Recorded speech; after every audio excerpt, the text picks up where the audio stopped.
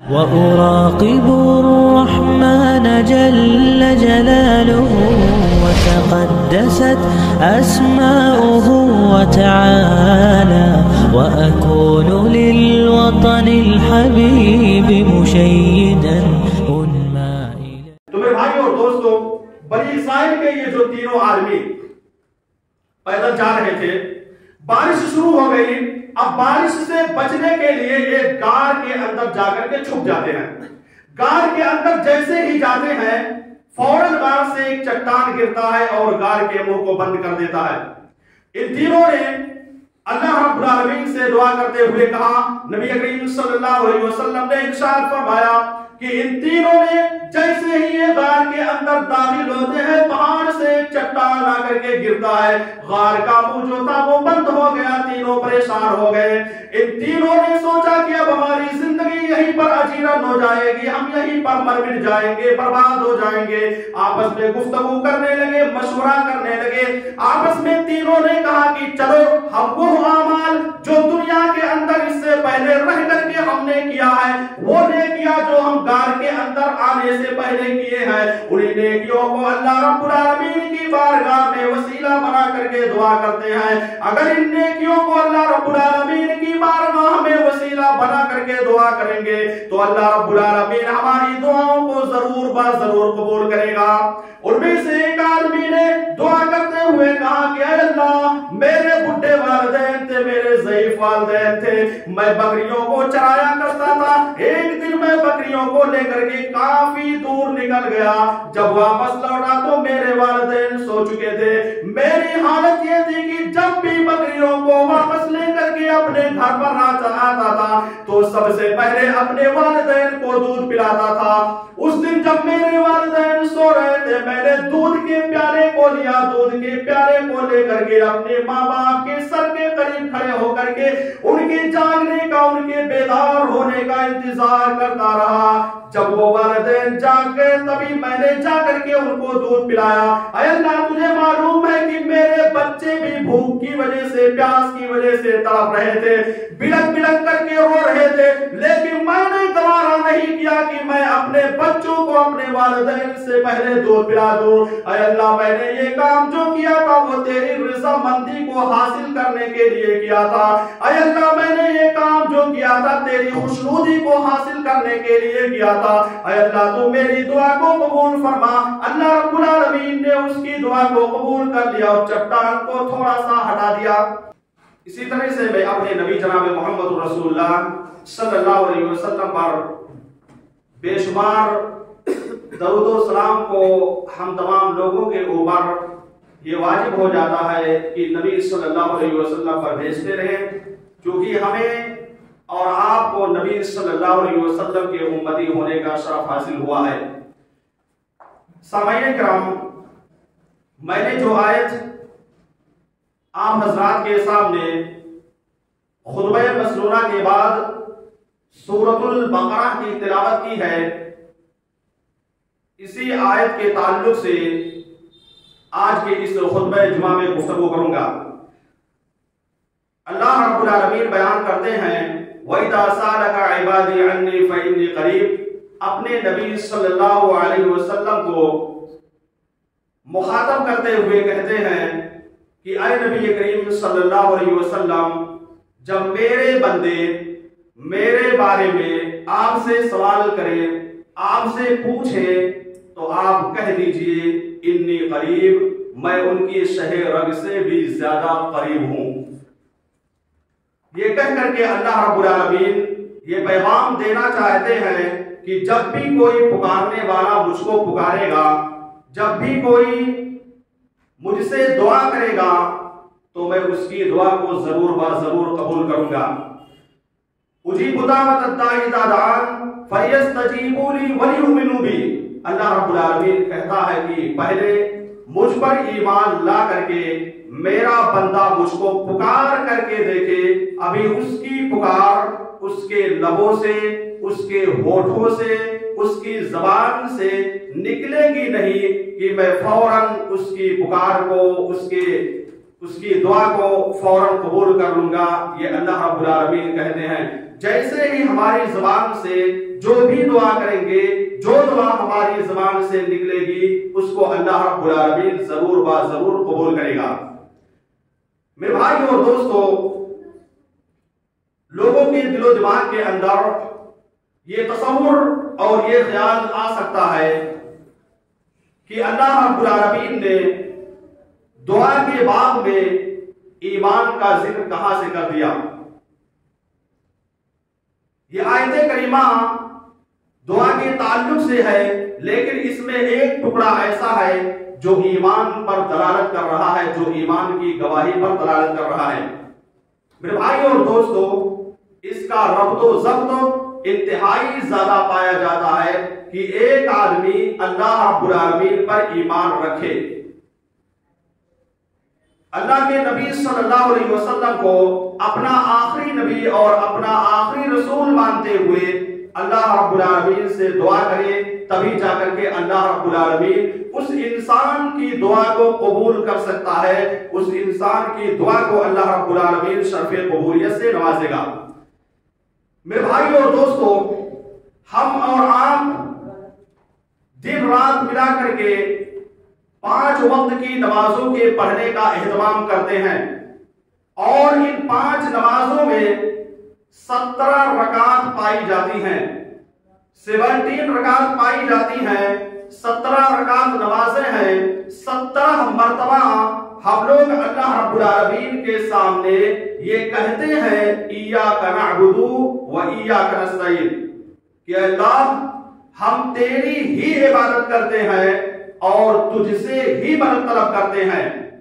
तो यहां पर एक सवाल पैदा होता है अकीदे के ताल्लुक से कि हम तेरी ही इबादत करते हैं, तुझसे ही मदद तलब करते हैं। मतलब ये हुआ कि तेरे सिवा किसी की इबादत नहीं करते हैं और ना ही तेरे सिवा किसी से मदद तलब करते हैं। ये अल्लाह रब्बुल आलमीन ने इस आयत करीमा के अंदर बयान कर दिया।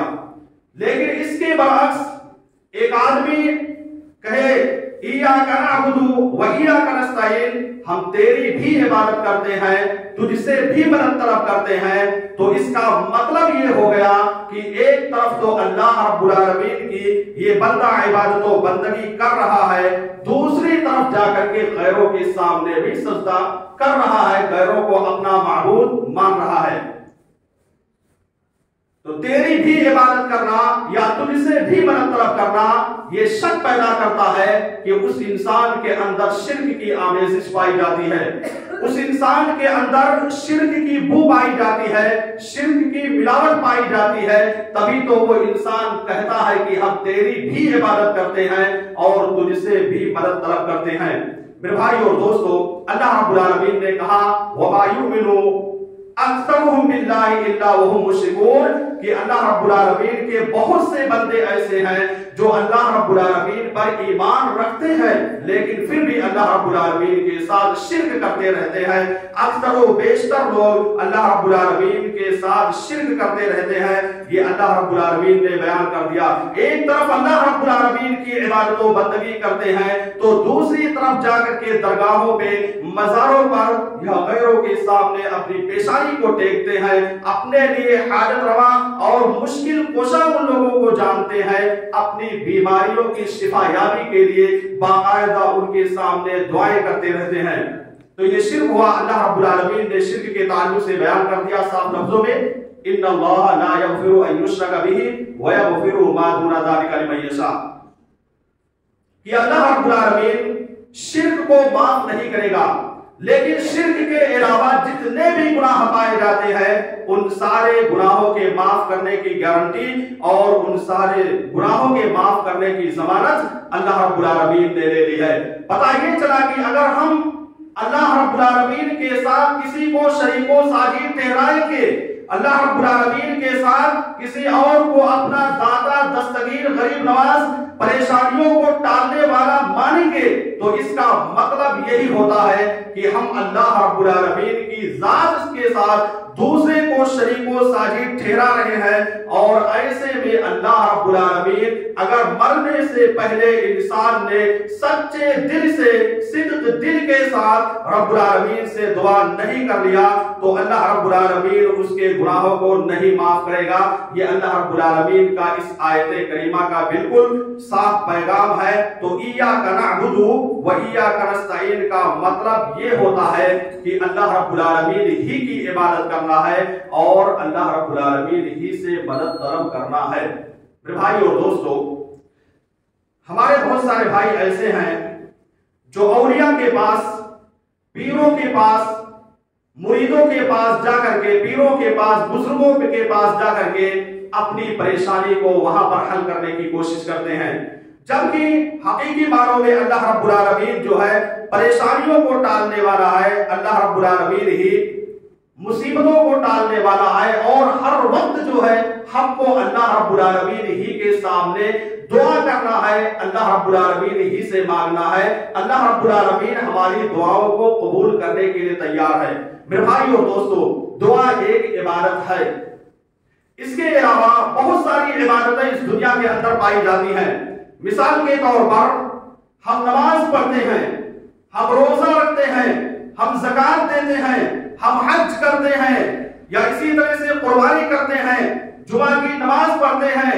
ये सारी की सारी इबादतें मुतअय्यन हैं, वक्त मुकर्रर कर दिया है कि जुमा की नमाज जुमा के दिन ही पढ़ी जाएगी, रमजान का रोजा रमजान के महीने ही में रखा जाएगा, इसी तरह से फजर की नमाज फजर के वक्त ही में पढ़ा जाएगा, जोहर की नमाज जोहर के वक्त ही पढ़ा जाएगा, असर की नमाज को असर के वक्त ही में पढ़ा जाएगा, मगरिब की नमाज को मगरिब की नमाज के वक्त ही पढ़ा जाएगा, इशा की नमाज को इशा की नमाज के वक्त ही पढ़ा जाएगा। लेकिन दुआ के बारे में शरीयत ने कोई वक्त मुतअय्यन नहीं किया है, कोई वक्त शरीयत इस्लामिया ने महदूद ही नहीं किया है, और ये भी नहीं शरीयत ने कहा है कि इस वक्त जो है दुआ नहीं कर सकते हो। लेकिन नमाज के बारे में शरीयत ने कह दिया कि जिस वक्त सूरज निकल रहा हो या जिस वक्त सूरज डूब रहा हो या जो ज़वाल का वक्त है उस वक्त नमाज नहीं पढ़ना है, नमाज पढ़ने से मना कर दिया गया है। लेकिन जब दुआ की बात आई तो बिल्कुल इंसान को आजाद छोड़ दिया गया कि जब भी वो चाहे अल्लाह रब्बुल आलमीन से दुआ कर सकता है। साल के 12 महीनों में अल्लाह रब्बुल आलमीन से दुआ किया जा सकता है, महीने के 30 दिनों में अल्लाह रब्बुल आलमीन से दुआ की जा सकती है, और यही नहीं बल्कि 24 घंटों में अल्लाह रब्बुल आलमीन से दुआ की जा सकती है। इसी तरह से हर मिनट में अल्लाह रब्बुल आलमीन से दुआ की जा सकती है, हर सेकंड में अल्लाह रब्बुल आलमीन से दुआ की जा सकती है। अल्लाह रब्बुल आलमीन ने कोई वक्त मुतअय्यन नहीं किया है, कोई वक्त अल्लाह रब्बुल आलमीन ने बनाया नहीं है। तो पता ये चला कि दुआ के लिए कोई वक्त महदूद नहीं है, जब भी हम चाहें अल्लाह रब्बुल आलमीन से दुआ कर सकते हैं। अल्लाह रब्बुल आलमीन हमारी दुआओं को कबूल करेगा। और आपको मालूम होना चाहिए कि ये दुआ ऐसी इबादत है कि अल्लाह रब्बुल आलमीन इसके जरिए से बंदे की तकदीर को बदल देता है। बंदे की जो तकदीर पहले से लिखी हुई होती है, अगर बंदा अल्लाह रब्बुल आलमीन से इस्लाम के वसूल के मुताबिक, इस्लाम के तरीके के मुताबिक दुआ करता है तो अल्लाह रब्बुल आलमीन उसकी दुआ को कबूल करके उसकी तकदीर को बाकायदा रब्बुल आलमीन बदल देता है। ये अल्लाह के नबी सल्लल्लाहु अलैहि वसल्लम की हदीसों में बयान किया गया है। अब आइए दुआ के जो चंद वसूल बयान किए गए हैं, उन वसूलों को और उन शराइत को हमें अपने दिलो दिमाग के अंदर रखना है कि अल्लाह रब्बुल आलमीन किन शराइत के साथ दुआ को कबूल कर सकता है। तो दुआ को अल्लाह रब्बुल आलमीन कबूल करेगा। आज हम शिकवा करते हैं, आज हम ये शिकायत करते हैं, आज हम ये कहते हैं कि हम अल्लाह रब्बुल आलमीन से बहुत मरतबा दुआ करते हैं, हम बार बार अल्लाह रब्बुल आलमीन से दुआ करते हैं, लेकिन अल्लाह रब्बुल आलमीन हमारी दुआ को क्यों नहीं कबूल करता है? अल्लाह रब्बुल आलमीन क्यों नहीं हमारी दुआ को सुनता है? मेरे भाइयों और दोस्तों, मेरी माओ और बहनों, क्या कभी हमने अपने दुआ के बारे में गौर व फिक्र किया क्या मैंने कभी सोचा, अपने दिलो दिमाग को और अपने दिल को, अपने आप को टटोल करके सोचा कि क्या हमारी दुआ किस तरह से अल्लाह रब्बुल आलमीन की बारगाह में हो रही है, किस अंदाज से हम अल्लाह रब्बुल आलमीन से दुआ कर रहे हैं, क्या इसके बारे में आपने या हमने कभी सोचा? शिकवा तो हर कोई कर सकता है कि हम अल्लाह से इतने मरतबा दुआ कर चुके हैं, लेकिन अल्लाह ने कबूल नहीं किया। कभी अपने आप के बारे में सोचा? तो आइए, दुआ के 3 शराइत हैं, इन शराइत को हमें अपने दिलो दिमाग के अंदर रखना है। पहला शर्त यह है कि ईमान और यकीन के साथ, यानी जो भी दुआ कर रहे हैं, जिस भी चीज के बारे में अल्लाह रब्बुल आलमीन से दुआ करते हैं, तो उस दुआ के करने के वक्त बिल्कुल हमारा ईमान होना चाहिए, हमारा यकीन होना चाहिए। इस ईमान के साथ और इस अकीदे को सामने रखते हुए कि अल्लाह रब्बुल आलमीन से ये जो दुआ हम कर रहे हैं, इस दुआ को अल्लाह रब्बुल आलमीन से जरूर जरूर कबूल करवा लेना है। और ये दिल के अंदर सोचिए कि अल्लाह, जब तक तू मेरी दुआ को कबूल नहीं करेगा, जब तक तू मेरी दुआ को शर्फ़े कबूलियत से नवाजेगा नहीं, उस वक्त तक मैं अपने सर को सजदे से नहीं उठाऊंगा, या उस वक्त तक मैं अपने हाथ को नीचे नहीं गिराऊंगा। इस तरह की दुआ जब हम करेंगे, तब जाकर के अल्लाह रब्बुल आलमीन हमारी दुआओं को कबूल कर सकता है। जब तक यकीन नहीं होगा, उस वक्त तक दुआ अल्लाह तबारक व तआला कबूल नहीं कर सकता है। तो ये पहला शर्त है दुआ के कबूल करने का कि ईमान और यकीन के साथ हमको अल्लाह रब्बुल आलमीन से दुआ करना है कि हम ये दुआ जो कर रहे हैं, इस दुआ को हर हाल में कबूल करवाएंगे।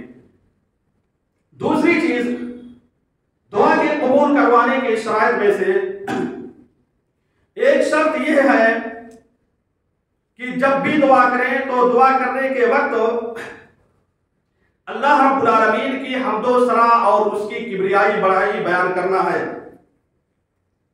इसी तरह से नबी सल्लल्लाहु अलैहि वसल्लम पर दरूद शरीफ भी भेजना है।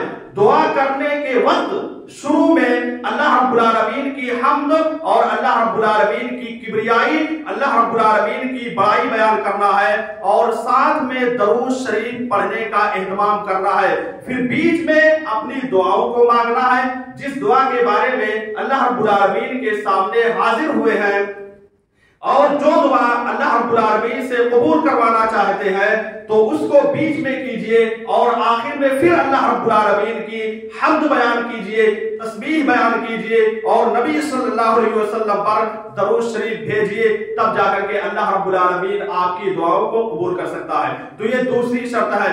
नबी सल्लल्लाहु अलैहि वसल्लम के सामने एक आदमी था जो कि दुआ कर रहा था। वो दुआ काफी देर से कर रहा था। नबी सल्लल्लाहु अलैहि वसल्लम उसकी दुआ को सुन रहे थे कि वो अल्लाह रब्बुल आलमीन से दुआ कर रहा है और काफी देर से दुआ कर रहा है। सहाबे किराम से अल्लाह के नबी सल्लल्लाहु अलैहि वसल्लम ने कहा कि ऐ मेरे सहाबे किराम, ये आदमी जो कि काफी देर से दुआ कर रहा है, लेकिन इसकी दुआ आसमान पर जाना तो बहुत दूर की बात है, 7वें आसमान पर पहुंचना तो बहुत दूर की बात है। इसकी दुआ इसके सर से एक बारिश तो ऊपर भी नहीं जा रही है। फिर नबी सल्लल्लाहु अलैहि वसल्लम ने बयान किया सहाबे किराम से कि आखिर इसकी दुआ क्यों नहीं आसमान तक जाती है, क्यों नहीं इसकी दुआ 7वें आसमान पर अल्लाह रब्बुल आलमीन के पास पहुंचती है। नबी सल्लल्लाहु अलैहि वसल्लम ने बयान किया कि ये आदमी, मैं सुन रहा था कि ये दुआ कर रहा है, लेकिन ना तो उसमें अल्लाह रब्बुल आलमीन की हम्द बयान कर रहा है, ना तो उसमें अल्लाह रब्बुल आलमीन की तारीफ बयान कर रहा है, ना तो उसमें अल्लाह रब्बुल आलमीन की किबरियाई बयान कर रहा है, और ना ही नबी सल्लल्लाहु अलैहि वसल्लम पर दरूद शरीफ भेज रहा है, जिसका नतीजा ये है कि इसकी दुआ जो है इसके सर से एक बारिश भी ऊपर नहीं जा रही है। मेरे भाई और दोस्तों, नबी सल्लल्लाहु अलैहि वसल्लम बयान कर रहे हैं, वो आदमी सुन रहा है, सुनते सुनते फौरन वो अपनी जुबान से अल्लाह रब्बुल आलमीन की हम्द बयान करने लगता है, अल्लाह रब्बुल आलमीन की तारीफ बयान करने लगता है, अल्लाह रब्बुल आलमीन की किबरियाई बड़ाई बुजुर्गी बयान करने लगता है, नबी सल्लल्लाहु अलैहि वसल्लम पर बाकायदा दरूद शरीफ भेजने लगता है। फौरन उसकी दुआ को अल्लाह रब्बुल आलमीन कबूल कर लेता है। अल्लाह के नबी सल्लल्लाहु अलैहि वसल्लम ने कहा कि देखो अल्लाह रब्बुल आलमीन ने इस आदमी की दुआ को सुन लिया। तो पता ये चला कि अल्लाह रब्बुल आलमीन की हम्दो सना जब तक बयान नहीं दुआ के अंदर की जाएगी तब तक अल्लाह रब्बुल आलमीन जो है दुआ को कबूल नहीं करेगा। इसलिए मेरे भाई और दोस्तों, जब भी दुआ करो तो पहला शर्त यह है कि ईमान और यकीन के साथ दुआ करो कि जो भी दुआ हम कर रहे हैं वो दुआ अल्लाह रब्बुल आलमीन की बारगाह में कबूल करवा करके ही उठेंगे। अपने हाथ को नीचे गिराएंगे तो उस वक्त गिराएंगे जब अल्लाह रब्बुल आलमीन हमारी दुआ को कबूल कर लेगा, यकीन हो जाएगा कि अल्लाह रब्बुल आलमीन ने हमारी दुआ को कबूल कर लिया है। और दूसरा ये है कि उस वक्त जो है अपने हाथ को जब दुआ करने के लिए उठाएंगे तो सबसे पहले अल्लाह रब्बुल आलमीन की हम्द और उसकी तारीफ और नबी सल्लल्लाहु अलैहि वसल्लम पर दरूद भेजेंगे, फिर अपनी दुआ करेंगे, फिर आखिर में भी अल्लाह रब्बुल आलमीन की हम्द और नबी सल्लल्लाहु अलैहि वसल्लम पर दरूद भेज करके तब जाकर के अपनी दुआ को एंड करेंगे, खत्म करेंगे। अब तीसरा शर्त और ये बहुत ही अहम शर्त है। तीसरी शर्त यह है दुआ के कबूल के लिए कि जब भी हम दुआ करें तो हमारा दिलो दिमाग इसी जगह पर होना चाहिए। हम मस्जिद के अंदर अल्लाह रब्बुल आलमीन से दुआ कर रहे हैं तो दिलो दिमाग और जिस्म के हाजिर होने के साथ साथ सारी चीजें यहीं पर हाजिर होनी चाहिए।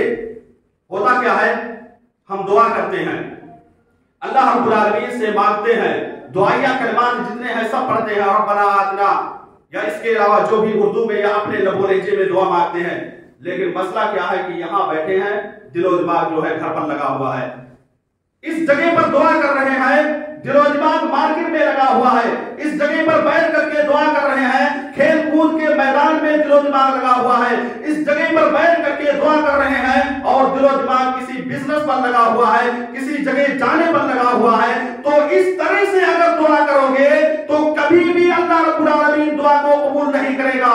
इस एतमाद के साथ अगर दुआ करोगे कि दिलो दिमाग इधर उधर घूम रहा हो तो कभी भी अल्लाह रब्बुल आलमीन दुआ को कबूल नहीं कर सकता है। बिल्कुल यहां पर मुनहमिक होकर के दिलो दिमाग को इस जगह पर जमा करके बाहर की चीजों को बाहर छोड़ करके इस एतमाद के साथ मांगेंगे तो अल्लाह तआला दुआ को जरूर जरूर कबूल करेगा, इसमें कोई शक व शुबहा नहीं है। तो ये तीन शराइत हैं, अगर इन तीनों शराइत को सामने रख लिया जाए तो अल्लाह रब्बुल आलमीन दुआ को कभी भी रद्द नहीं कर सकता है। अल्लाह रब्बुल आलमीन दुआ को जरूर जरूर कबूल करेगा। मेरे भाई और दोस्तों, तो ये तीन शराइत हैं, तीनों शराइत को ज़हन के अंदर बिठा लेना है। पहले ईमान और यकीन के साथ दुआ मांगना है और दूसरा शर्त यह है कि अल्लाह रब्बुल आलमीन की बारगाह में हाजिर होकर के यहाँ पर मौजूद है तो पूरा दिलो दिमाग यहाँ पर हाजिर करके अल्लाह रब्बुल आलमीन से दुआ कीजिए। अल्लाह रब्बुल आलमीन दुआ को जरूर जरूर कबूल करेगा। अल्लाह रब्बुल आलमीन कबूल करने वाला है। इसी तरह से दुआ की कबूलियत के लिए कुछ कानून भी अल्लाह रब्बुल आलमीन बनाए हैं। कुछ कानून है, उस कानून को अगर अपनाया जाए तभी जाकर के अल्लाह रब्बुल आलमीन कबूल करेगा। और वो कानून दुआ करने के बाद अल्लाह रब्बुल आलमीन अपने लिए अपनाता है। कभी कभार होता है कि अल्लाह रब्बुल आलमीन फौरन दुआ को कबूल कर लेता है, फौरन अल्लाह रब्बुल आलमीन उस दुआ को कबूल कर लेता है। उस दुआ को अल्लाह रब्बुल आलमीन शर्फ़े कबूलियत से नवाज देता है। अल्लाह रब्बुल आलमीन उस दुआ को जरूर कबूल करता है जब उस वसूल को और उस ज़ाब्ते को अपने सामने रखेंगे तभी जाकर के अल्लाह कबूल करेगा। मेरे भाई और दोस्तों, हम अल्लाह रब्बुल आलमीन को मजबूर नहीं कर सकते हैं। हम मजबूर हैं लेकिन अल्लाह रब्बुल आलमीन को मजबूर नहीं कर सकते हैं कि अल्लाह जो मैं दुआ कर रहा हूं इस दुआ को तुझे कबूल ही करना है। अल्लाह रब्बुल आलमीन के अंडर में है, अल्लाह रब्बुल आलमीन के बस में है। अल्लाह रब्बुल आलमीन जैसा चाहेगा उसको शर्फ़े कबूलियत से नवाज देगा और अगर अल्लाह रब्बुल आलमीन चाहेगा तो उसको नहीं कबूल करेगा। हम अल्लाह रब्बुल आलमीन से शिकवा नहीं कर सकते हैं। मेरे भाई और दोस्तों, अल्लाह रब्बुल आलमीन फौरन दुआ सुनता है। इसकी दलील बाकायदा बुखारी की वो रिवायत है, बुखारी की वो हदीस है जिसमें 3 आदमी पैदल जा रहे थे बनु इस्राइल के, रास्ते में बारिश होने लगी, एक गार के अंदर छुप गए और वहां पर उन लोगों ने आमाले सालिहा का हवाला दे करके अल्लाह रब्बुल आलमीन से दुआ की। अल्लाह ने उनकी दुआ को कबूल कर लिया। मेरे भाई और दोस्तों, यहां से एक अहम मसला निकल करके सामने आता है। वो मसला ये है कि वसीला बनाना जायज है। अब सवाल ये पैदा होता है कि वसीला बनाना जायज है, तो वसीला किस चीज का बनाया जा सकता है?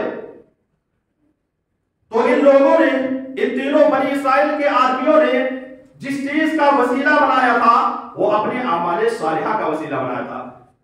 अपने नेक अमल का वसीला बना करके हम अल्लाह रब्बुल आलमीन से दुआ कर सकते हैं। हमने कोई नेकी कर दी, किसी गरीब की मदद कर दी, या किसी जगह पर कोई मस्जिद बनवा दिया, या इसी तरह से यतीम की मैं किफालत करता रहा, या इसी तरह से किसी गरीब मुहताज की शादी में बाकायदा पैसा रुपया खर्च करके उसकी शादी को करा दिया, या इसी तरह से अपने वालिदैन की इताअत व फरमा बरदारी बुढ़ापे में कर रहे हैं, नमाज कायम कर रहे हैं, रोजा रख रहे हैं, ज़कात दे रहे हैं, ये सारी की सारी चीजें आमाले सालिहा के अंदर दाखिल है। तो इस आमाल के जरिए से अल्लाह रब्बुल आलमीन की बारगाह में अगर कोई इंसान दुआ करता है तो अल्लाह रब्बुल आलमीन उसकी दुआ को जरूर जरूर कबूल करेगा। अल्लाह रब्बुल आलमीन कभी भी रद्द नहीं कर सकता है। अल्लाह रब्बुल आलमीन उस इंसान के दुआ को जरूर कबूल कर लेगा। किसके जरिए से? वसीला बना सकते हो, लेकिन आमाले सालिहा के जरिए से, नेकियों के जरिए से, किसी पीर के पास जाकर के, किसी बुजुर्ग के पास जाकर के, किसी वली के पास जाकर के, किसी मुरीद के पास जाकर के, किसी कब्र पर जाकर के अगर कोई दुआ करता है तो वहां पर अल्लाह रब्बुल आलमीन कभी भी दुआ को कबूल नहीं करेगा।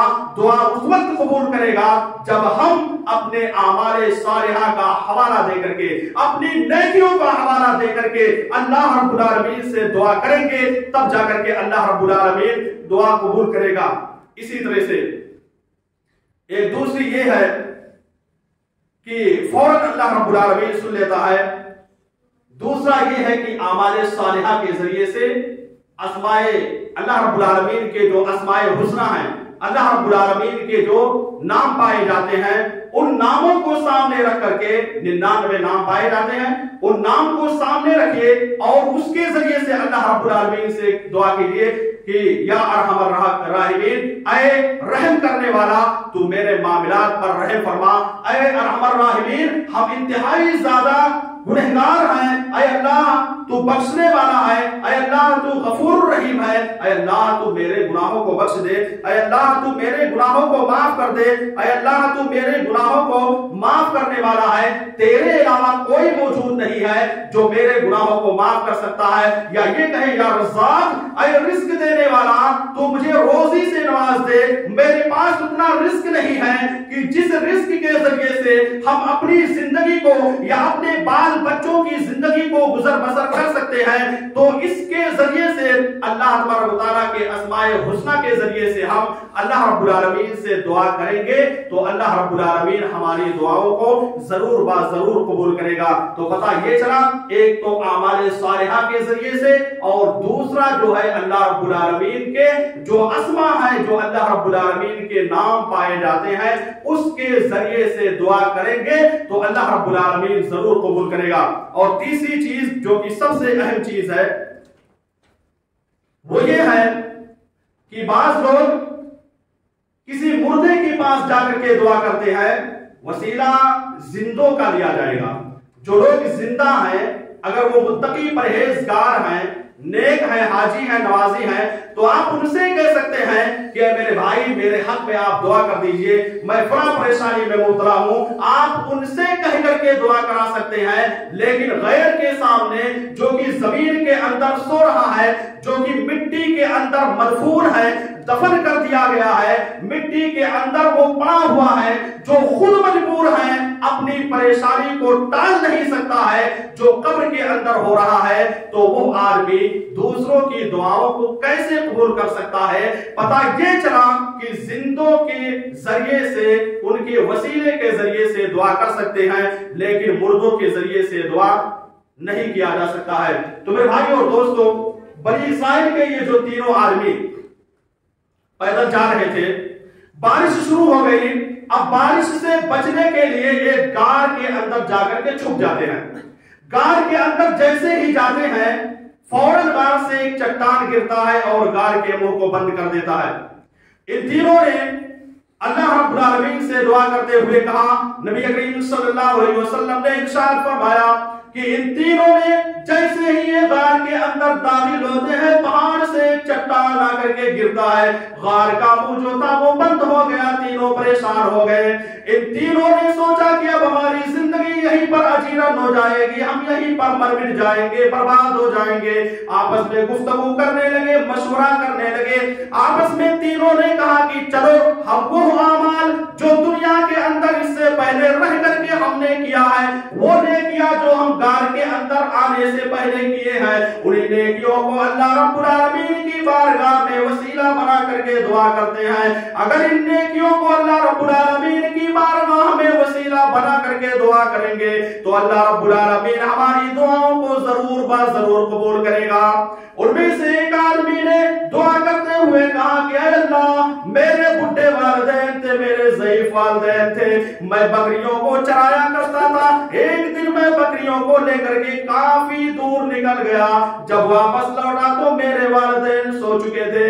मेरी हालत ये थी कि जब भी बकरियों को वापस लेकर के अपने घर पर आता था तो सबसे पहले अपने वालिदैन को दूध पिलाता था।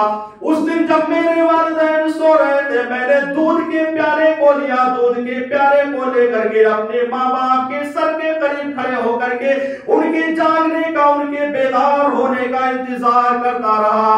जब वो वालिदैन जाग गए तभी मैंने जाकर के उनको दूध पिलाया। अल्लाह तुझे मालूम है कि मेरे बच्चे भी भूख की वजह से, प्यास की वजह से तड़प रहे थे, बिलक बिलक करके रो रहे थे, लेकिन मैंने गवारा नहीं किया कि मैं अपने बच्चों को अपने वालिदैन से पहले दूध पिला दूं। अल्लाह मैंने ये काम जो किया था वो तेरी रज़ामंदी को हासिल करने के लिए किया था। अल्लाह मैंने ये काम जो किया था तेरी खुशनुदी को हासिल करने के लिए किया था। अल्लाह तू मेरी दुआ को कबूल फरमा। अल्लाह रब्बुल आलमीन ने उसकी दुआ को कबूल कर लिया और चट्टान को थोड़ा सा हटा दिया, लेकिन फिर भी वो तीनों नहीं निकल सकते थे। थोड़ा सा अल्लाह रब्बुल आलमीन ने आगे कर दिया। अब दूसरे आदमी ने अल्लाह रब्बुल आलमीन से दुआ करते हुए कहा कि अल्लाह मैं अपनी चचा की बेटी से बेइंतहा मोहब्बत करता था। अल्लाह जिस तरह से एक शौहर अपनी बीवी से मोहब्बत करता है मैं अपनी चचा की बेटी से मोहब्बत करता था। एक दिन मैंने अपनी चचा की बेटी से कहा कि अरे मेरी चचा की बेटी आओ, मैं अपनी ख्वाहिश को तुमसे पूरा करना चाहता हूँ, मैं चाहता हूँ कि अपनी ख्वाहिश को पूरा कर लो। चचा की बेटी ने कहा कि मैं वैसे अपने जिस्म को तुम्हारे हवाले नहीं कर सकती जब तक कि तुम मेरे लिए कुछ दीनार ला करके इकट्ठा नहीं करके दे दोगे, कुछ पैसा मुझको दे नहीं दोगे, उस वक्त तक मैं अपने जिस्म को तुम्हारे हवाले नहीं कर सकती। चचा की बेटी के सामने इस आदमी ने ला करके वो दीनार, वो दिरहम जितने का मुतालबा किया ला करके रख दिया। जैसे ही अपनी चचा की बेटी के साथ बुराई करने के लिए जा रहा था, बेटी ने कहा अल्लाह के बंदे तू अल्लाह रब्बुल आलमीन का डर अपने अंदर बिठा ले, अल्लाह रब्बुल आलमीन से डर जा और इस बात को याद कर ले कि कहीं कल क़यामत के रोज अल्लाह रब्बुल आलमीन के सामने जब सवाल और जवाब होगा वहां पर जवाब देना पड़ेगा, तो उस जगह पर तुम्हें शर्मिंदगी का सामना ना करना पड़े, वहां पर तुम्हें परेशानियों का सामना ना उठाना पड़े। इसलिए आर्मी तू इससे बाज आ जा। उसके बाद वो आर्मी बाज आ जाता है। अब ये आर्मी अल्लाह रब्बुल आलमीन से दुआ करते हुए कहता है कि अल्लाह उस दिन मैंने तेरी रज़ामंदी को सामने रखते हुए, तेरे डर को सामने रखते हुए, तेरे खौफ को सामने रखते हुए कि तेरा पकड़ इंतहाई ज्यादा सख्त है, अगर मैं इससे बाज नहीं आया तो अल्लाह रब्बुल आलमीन के सामने बहुत सख्त सजा से दो चार होना पड़ेगा। मैंने उसको छोड़ दिया था, अल्लाह मेरी दुआ को कबूल कर ले और पत्थर को थोड़ा सा हटा दे। अल्लाह रब्बुल आलमीन ने पत्थर को थोड़ा सा हटा दिया, लेकिन फिर भी वो भी नहीं निकल सकते थे। अब तीसरे आदमी ने दुआ करते हुए कहा, उस तीसरे आदमी ने कहा कि अल्लाह मैंने अपने घर पर एक मजदूर को मजदूरी करने के लिए बुलाया, जब उसने काम को मुकम्मल कर लिया, उसका काम हो गया, तो मैंने उसके सामने मजदूरी पेश की। वो मजदूरी नहीं लिया, अपने घर पर चला गया। मैंने क्या किया, मैंने उसके माल से बहुत ज्यादा बकरियों को, गायों को इकट्ठा कर लिया। एक दिन वो आदमी मेरे पास आता है, कहता है कि अल्लाह के बंदे, मैंने फला दिन तुम्हारे घर पर काम किया था, तुझसे मजदूरी नहीं ली थी, आज मेरी मजदूरी को दे दे। वो आदमी कहता है कि मैंने कहा कि जाओ, जितनी गायें मौजूद है वो तुम्हारी है, वो ऊंट जो है वो तुम्हारा है, वो बकरियां तुम्हारी है। उस आदमी ने कहा कि बंदे तुम उससे मजाक क्यों कर रहा है। उसके बाद इसने पूरा वाकया बयान किया। वो आदमी पूरे गायों को, बकरियों को लेकर के चला गया। अब ये आदमी अल्लाह रब्बुल आलमीन की बारगाह में दुआ करते हुए कहता है कि अल्लाह, मैंने ये काम जो किया था तेरी रज़ामंदी को हासिल करने के लिए किया था, तेरी खुशनुदी को हासिल करने के लिए किया था। अगर मैं चाहता तो सिर्फ उसको उतनी मजदूरी देता जितना वो जानता था, लेकिन अल्लाह तेरा डर मेरे अंदर पाया जाता था, तेरा तक़वा और परहेजगारी मेरे अंदर पाई जाती थी, इसलिए मैंने उससे कहा कि सब कुछ लेकर के चला जा। चुनांचे वो आदमी फौरन लेकर के चला गया। तो ये 3 आदमी थे जिन्होंने अपने आमाल का वसीला बना करके अल्लाह रब्बुल आलमीन की बारगाह में दुआ किया। तो पता ये चला कि नेकियों को वसीला बना करके अल्लाह रब्बुल आलमीन की बारगाह में दुआ की जा सकती है, और अल्लाह रब्बुल आलमीन जब नेकियों का वसीला बनाएंगे तभी जाकर के अल्लाह रब्बुल आलमीन दुआ को फौरन कबूल कर लेगा। तो फौरन कबूल करने की दलील यही है, जैसा कि जो मैंने आपके सामने ये हदीस पेश किया कि अल्लाह रब्बुल आलमीन ने फौरन दुआ को कबूल कर लिया। और कभी कभार ऐसा होता है कि अल्लाह रब्बुल आलमीन फौरन दुआ को कबूल नहीं करता है, बल्कि बाद में कबूल करता है। जैसे इब्राहिम अलैहिस्सलाम ने खाने काबा को बनाया, इब्राहिम अलैहिस्सलाम और उनके बेटे इस्माइल ने खाने काबा को तामीर कर दिया। खाने काबा को इन दोनों ने बना दिया। तो बनाने के बाद इन लोगों ने अल्लाह रब्बुल आलमीन से कहा, रब्बना वबअस फीहिम रसूलन मिनहुम यतलू अलैहिम आयातिहि व युज़क्कीहिम व युअल्लिमुहुमुल किताब वल हिकमा। इन तीनों ने बाकायदा अल्लाह रब्बुल आलमीन से दुआ करते हुए कहा कि अल्लाह, इस जगह पर ऐसे नबी को और ऐसे रसूल को बना करके भेजना, यानी ऐसे नबी और ऐसे रसूल को पैदा करना जो कुरान करीम की आयतों को पढ़ करके सिखाए, जो लोगों को इल्म और हिकमत की तालीम दे। और ऐसा ही हुआ, अल्लाह रब्बुल आलमीन ने नबी सल्लल्लाहु अलैहि वसल्लम को उस जगह पर अपना आखिरी नबी और अपना आखिरी रसूल बना करके भेज दिया। तो इब्राहिम अलैहिस्सलाम ने तकरीबन 4000 साल पहले अल्लाह रब्बुल आलमीन से दुआ की थी खाने काबा को आबाद करने के लिए और वहां पर ऐसे नबी की पैदाइश के लिए, और अल्लाह रब्बुल आलमीन ने दुआ को कबूल किया 4000 साल के बाद। तो कभी कभार ऐसा भी होता है कि अल्लाह रब्बुल आलमीन दुआ को कबूल करता है, लेकिन लेट में, देर में कबूल करता है, जैसा कि इब्राहिम अलैहिस्सलाम की दुआ को अल्लाह रब्बुल आलमीन ने कबूल किया तो ताखीर में कबूल किया। इसलिए कभी भी दुआ करने के वक्त हमको रूठना नहीं है कि अल्लाह रब्बुल आलमीन हमारी दुआ को कबूल नहीं कर सकता है। इसीलिए नबी सल्लल्लाहु अलैहि वसल्लम कहा करते थे कि ये नतीजा है जो अल्लाह रब्बुल आलमीन ने मुझे मक्का मुकर्रमा के अंदर पैदा किया। मेरे बाप इब्राहिम ने अल्लाह रब्बुल आलमीन से दुआ किया था, इब्राहिम ने अल्लाह रब्बुल आलमीन से दुआ मांगा था मेरे बारे में, इसीलिए अल्लाह रब्बुल आलमीन ने पूरी दुनिया को छोड़ करके सिर्फ मक्का मुकर्रमा ही को इख्तियार किया और उसी जगह पर पैदा किया। इसका मतलब यही है कि मेरे बाप इब्राहिम ने जो दुआ किया था उसी दुआ का नतीजा मैं हूं कि अल्लाह ने इस सरजमीन पर पैदा किया है। तो तीसरा वसूल ये है कि अल्लाह रब्बुल आलमीन कभी कभार जब बंदा दुआ करता है तो उस दुआ को ना तो फौरन कबूल करता है ना तो ताखीर से कबूल करता है, बल्कि उसको आखिरत के लिए जखीरा बना करके रख देता है। पता ये चला कि दुआ 3 तरह से अल्लाह कबूल करता है, एक फौरन कबूल करता है, थोड़ा लेट में कबूल करता है, और एक आखिरत के लिए जखीरा बना करके अल्लाह रब्बुल आलमीन रख देता है। एक आदमी के बारे में बयान आता है कि एक आदमी, उसके आमाल का वजन हो चुका होगा, उसके आमाल को तौला जा चुका होगा, उसका मुकम्मल आमाल अल्लाह रब्बुल आलमीन वजन कर देगा। उसके बाद उसके गुनाह और उसकी अच्छाइयां बराबर हो जाएंगी, दोनों तरफ का पलड़ा बिल्कुल बराबर हो जाएगा, ना तो नेकियां ज्यादा होंगी और ना ही गुनाह ज्यादा होंगे। अब वो आदमी परेशान होगा, अपने वालिदैन के पास जाएगा, अपने बच्चों के पास जाएगा, अपने पड़ोसियों के पास जाएगा, अपने दोस्तों अहबाब के पास जाएगा कि एक नेकी कोई मुझको दे दे, एक नेकी मैं ले जाकर के अल्लाह रब्बुल आलमीन के सामने रख दूं और कह दूं अल्लाह इस एक नेकी को तराजू में डाल दीजिए ताकि ये एक नेकी ज्यादा हो जाए, मैं जन्नत के अंदर चला जाऊं। कहीं पर उसको नहीं मिलेगा। मायूस होकर के, नाउम्मीद होकर के वो आदमी आएगा और कहेगा कि अल्लाह मुझे कहीं पर नेकी नहीं मिला। अल्लाह रब्बुल आलमीन अपने फरिश्तों को हुक्म देगा कि ओ मेरे फरिश्तों जाओ उस नेकी को लेकर के आओ जो इस बंदे ने दुनिया के अंदर रह करके दुआ की शक्ल में किया था। उसके बाद अल्लाह रब्बुल आलमीन के फरिश्ते जाएंगे उस नेकी को पहाड़ की शक्ल में लेकर के आएंगे।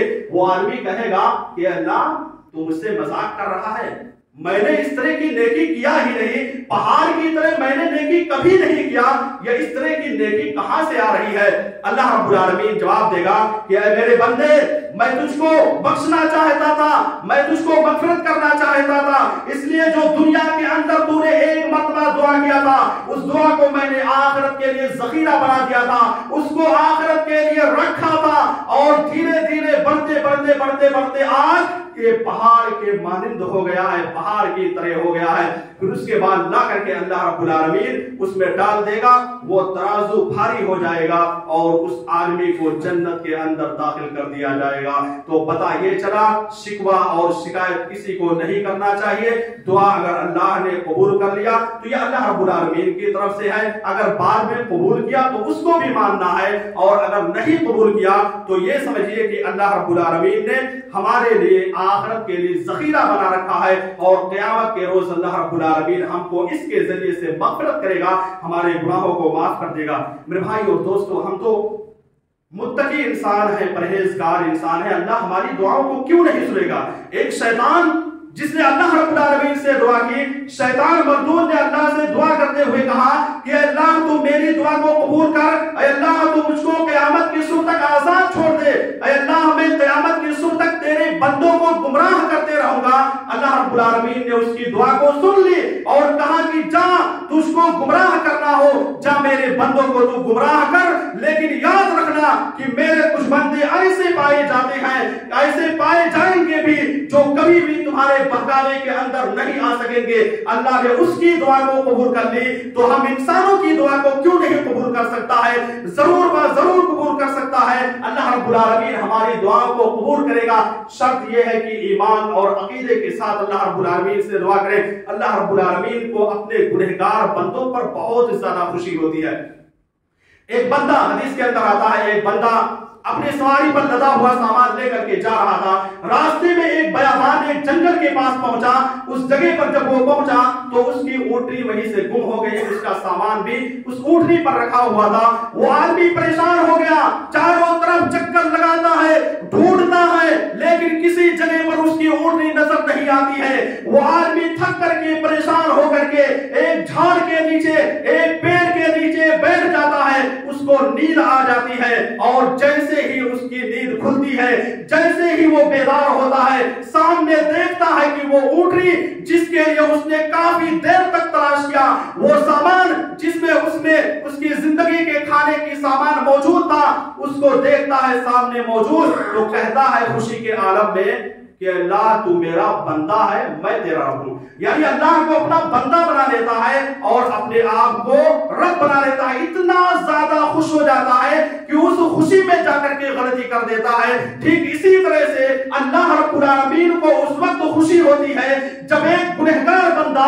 जब एक मुजरिम बंदा, जब एक नाफरमान बंदा अल्लाह रब्बुल आलमीन की बारगाह में आकर के दुआ करता है, तो अल्लाह रब्बुल आलमीन उससे भी इंतहाई ज्यादा खुश होता है। इसलिए मेरे भाई और दोस्तों, मेरी माओ और बहनों, नाउम्मीद होने की जरूरत नहीं है, मायूस होने की जरूरत नहीं है। आपके सामने हजरत अय्यूब का वाकया मौजूद है कि हजरत अय्यूब काफी दिनों तक बीमारी में मुब्तला थे, काफी दिनों तक बीमार थे। अल्लाह रब्बुल आलमीन ने उनकी दुआ को सुना।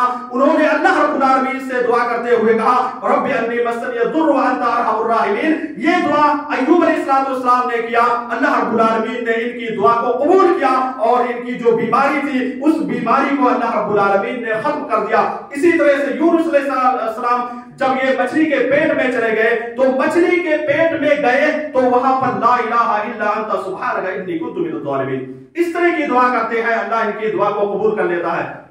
नबी सल्लल्लाहु अलैहि वसल्लम ने बयान किया कि अगर यूनुस अलैहिस्सलाम क़यामत की सुबह तक मछली के पेट में अल्लाह रब्बुल आलमीन से दुआ नहीं करते, तो अल्लाह रब्बुल आलमीन इनको क़यामत की सुबह तक मछली के पेट ही में रखता।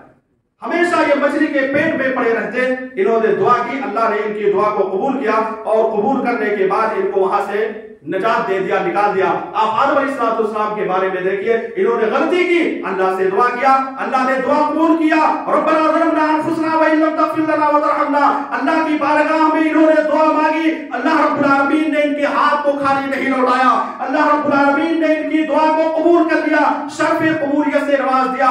इसके अलावा बहुत सारे वाक़यात मौजूद हैं जिनसे पता चलता है कि अल्लाह रब्बुल आलमीन दुआ को जरूर कबूल करता है। इसलिए इन सारी चीजों को मद्देनजर रखते हुए, इन वाकयात को मद्देनजर रखते हुए अल्लाह रब्बुल आलमीन से दुआ करना है। पर 2-3 मिनट के अंदर कुछ अहम बातें हैं, बताकर अपनी बात को खत्म करता हूं।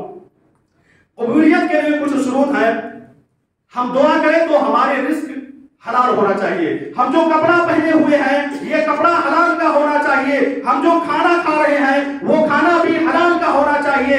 ऐसा ना हो कि हराम का हो। एक आदमी यहां से चल करके मक्का मदीना के अंदर पहुंचता है, वहां पर जाकर अल्लाह रब्बुल आलमीन से दुआ करता है, हाथ उठाकर कहता है या रब्बी वो मतअमहु हराम व मशरबहु हराम। वो आदमी उस जगह पर जाकर के इंतहाई आजिज़ी के साथ दुआ करता है, लेकिन अल्लाह रब्बुल आलमीन उसकी दुआ को कबूल नहीं करता है।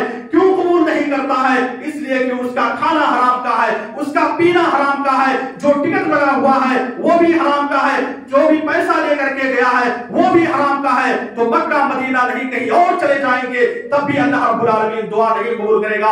पता ये चला कि हराम रिस्क से हमें एहतियात करना है। और दूसरा ये है कि कबीरा गुनाहों से हमें अपने दामन को बचा करके रखना है, तब अल्लाह रब्बुल आलमीन कबूल करेगा। इसी तरह से दुआ के कबूलियत के कुछ वक्त हैं, उसको भी ज़हन में रख लीजिए।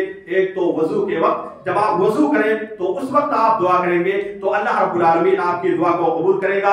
इसी तरह से जब शब-ए-दारी होती है रमजान के महीने में, उस वक्त दुआ करेंगे तो अल्लाह रब्बुल आलमीन कबूल करेगा। अरफा के मैदान में अगर कोई हज करने के लिए, उम्रा करने के लिए जाता है तो उस जगह पर अगर दुआ करेंगे तब भी अल्लाह रब्बुल आलमीन दुआ को कबूल करेगा। जुमा के दिन असर से लेकर के मगरिब तक इस दरमियान एक घड़ी ऐसी होती है कि इस दरमियान अगर आप दुआ करेंगे तो अल्लाह रब्बुल आलमीन आपकी दुआ को कबूल करेगा। जब सजदे में हो तो सजदे में कसरत के साथ दुआ कीजिए, उस वक्त भी अल्लाह रब्बुल आलमीन आपकी दुआ को कबूल करेगा। अज़ान और इकामत के दरमियान इस वक्त अगर दुआ करेंगे तो इस वक्त की दुआ को अल्लाह रब्बुल आलमीन रद्द नहीं करेगा, कबूल कर लेता है। इसी तरह से जब आमीन कहा जाए तो आमीन कहने के वक्त भी आप दुआ करेंगे तो अल्लाह रब्बुल आलमीन आपकी दुआ को कबूल करेगा। तहज्जुद के वक्त जब अल्लाह रब्बुल आलमीन 7वें आसमान से उतर करके पहले आसमान पर आता है, उस वक्त दुआ करेंगे तब भी अल्लाह रब्बुल आलमीन आपकी दुआ को कबूल करेगा। इफ्तार के वक्त, इफ्तार करने से पहले जब आपके सामने इफ्तार रखा हुआ हो उस वक्त दुआ करेंगे तब भी अल्लाह रब्बुल आलमीन कबूल करेगा। सफर कर रहे हो, कहीं जा रहे हो, कहीं से आ रहे हो, उस वक्त दुआ करेंगे तो अल्लाह रब्बुल आलमीन आपकी दुआ को कबूल करेगा। और भी बहुत सारे औकात हैं जिस वक्त आप दुआ करेंगे तो अल्लाह रब्बुल आलमीन आपकी दुआ को कबूल करेगा। तो इन सारी चीजों को आप अपने माइंड में, अपने दिमाग में रखिए और अल्लाह रब्बुल आलमीन से दुआ करते रहिए। अल्लाह रब्बुल आलमीन आपकी दुआ को जरूर कबूल करेगा। अल्लाह रब्बुल आलमीन से दुआ है कि आलमीन हम तमाम लोगों को जो कि हम गुनहगार हैं, हम मुजरिम हैं, हम गुनाहों में लथपथ हैं, डूबे हुए हैं, इलाही आलमीन हम तमाम लोगों के गुनाहों को माफ कर दे। इलाही आलमीन हम तमाम लोगों को कसरत के साथ तौबा करने की तौफीक अता फरमा। इलाही आलमीन हम तमाम लोगों को अक़ीदत तौहीद पर चलने की तौफीक अता फरमा। इलाही आलमीन हम तमाम लोगों को सिद्क दिल के साथ दुआ करने की तौफीक अता फरमा। इलाही आलमीन हम तमाम लोगों को इस उम्मीद के साथ दुआ करने की तौफीक अता फरमा कि तू हमारी दुआ को कबूल करेगा। इलाही आलमीन हम में से जो भी मुजरिम है, जो भी गुनहगार हैं, इन सारे लोगों के गुनाहों को बख्श दे। इलाही आलमीन हम में से जो भी बेनमाजी हैं, इलाही आलमीन इन तमाम लोगों को पक्का सच्चा नमाजी बना। इलाही आलमीन हम तमाम लोगों को जब भी कोई दीन इस्लाम पर आ जाए तो उसमें एक साथ खड़े होने की तौफीक अता फरमा। इलाही आलमीन हम तमाम लोगों को अपने वालिदैन के हक में खुसूसी तौर पर दुआ करने की तौफीक अता फरमा। इलाही आलमीन हमारे वो भाई जो बीमार हो, मरीज हो, अल्लाह उनको शिफाए कामिला वो आजिला अता फरमा। आमीन। व आखिरु दअवाना अनिल हम्दुलिल्लाहि रब्बिल आलमीन।